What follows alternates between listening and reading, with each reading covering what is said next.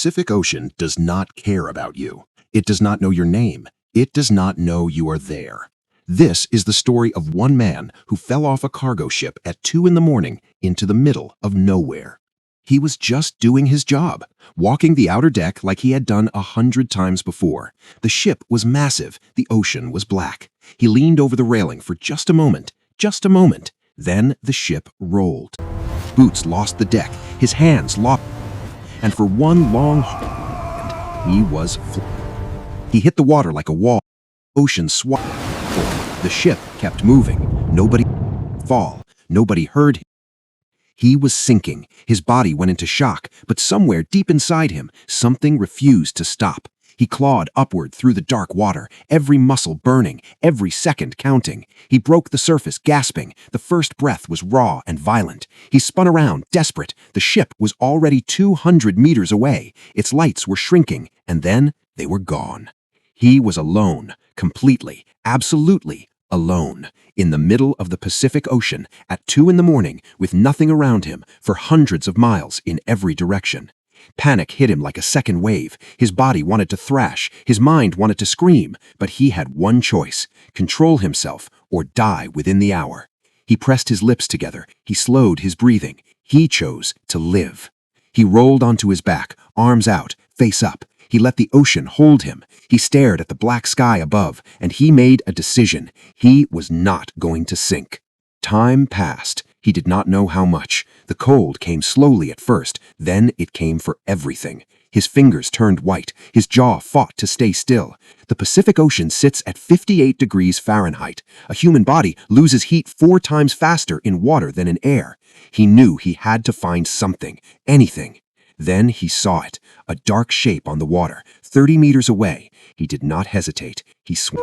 Slow strokes, controlled, saving energy. Hands hit the wood. He held on the last solid thing in the world, because it was. He pressed his forehead against the wood, just for a moment. Then he pulled himself up. The pallet tilted, almost capsized. He read the physics, redistributed his weight, and stabilized, half his body out of the water. It was not rescue, but it was survival. From high above, he was invisible, a tiny dark shape on an infinite black ocean. Hours passed. He did not sleep. He could not afford to. He watched the horizon. He scanned and waited and endured. The shivering became violent. His whole body convulsed against the cold. He pulled his knees to his chest, made himself as small as possible, conserving the last of his core heat, fighting the ocean from the inside out. And then the sky changed. A thin line of orange appeared at the edge of the world. Dawn was coming. He had survived the night. He had been in the water for over 8 hours, and he was still breathing. With daylight came decisions. He removed his soaked jacket, wrung it out, spread it on the pallet to dry. He rationed every movement, every calorie, every breath, and every few minutes he scanned the horizon. North, east, south, west. Nothing. He kept scanning. Then a shape, far away on the horizon. He narrowed his eyes against the sun glare. He leaned forward. Was it a cloud? Was it a ship? It moved. It was a ship.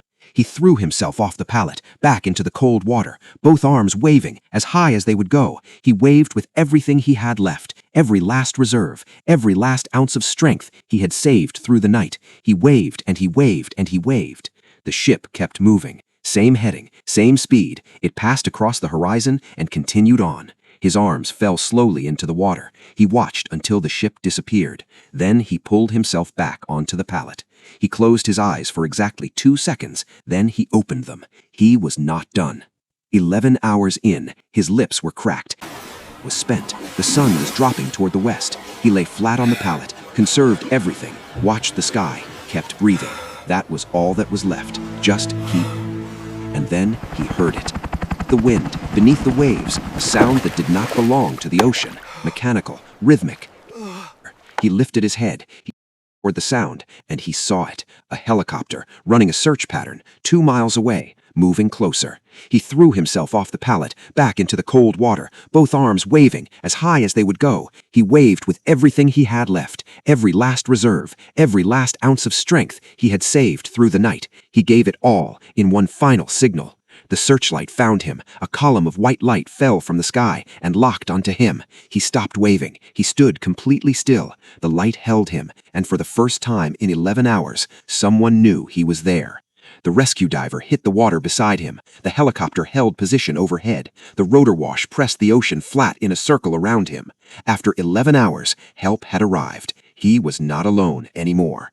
The rescue diver reached out a hand. He grabbed it, salt raw fingers, trembling, locking tight, and he held on, the way a man holds on when he has earned the right to be saved.